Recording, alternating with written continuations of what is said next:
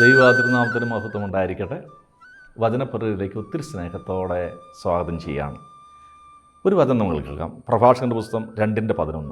കർത്താവ് ആർദ്രഹൃദയനും കരുണാമയനുമാണ്, അവിടുന്ന് പാപങ്ങൾ ക്ഷമിക്കുകയും കഷ്ടതകളുടെ ദിനങ്ങളിൽ രക്ഷിക്കുകയും ചെയ്യുന്നു.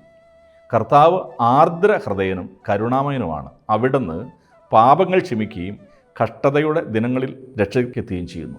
ദൈവത്തിൻ്റെ സ്വഭാവമാണ് ഇവിടെ പറയാം. കർത്താവ് ആർദ്രഹൃദയനും കരുണാമയനുമാണ്. ഈ സ്വഭാവം ഈ വചനം പറയുമ്പോൾ കർത്താവ് ആഗ്രഹിക്കുന്നത് നമ്മളിലും ഈ സ്വഭാവം ഉണ്ടാകണമെന്നാണ്. എന്ന് പറഞ്ഞാൽ ആർദ്രമായ ഹൃദയവും കരുണയുടെ പ്രവൃത്തി നമ്മൾ ഉണ്ടാകണം. നമ്മൾക്കറിയാം, നെഗറ്റീവും പോസിറ്റീവും തമ്മിൽ ഒരിക്കലും യോജിക്കാറില്ല. എന്നാൽ പോസിറ്റീവിലേക്കാണ് പോസിറ്റീവ് ചെല്ലുക, നന്മയിലേക്കാണ് നന്മ ചെല്ലുക.